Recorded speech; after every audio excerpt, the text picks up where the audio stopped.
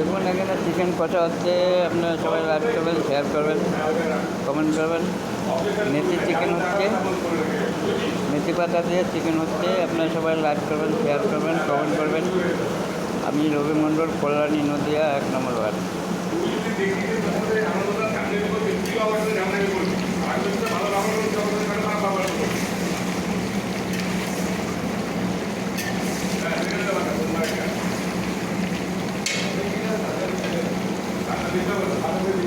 দেখুন চিকেন কষা হচ্ছে, আপনারা সবাই লাইক করবেন, শেয়ার করবেন, কমেন্ট করবেন।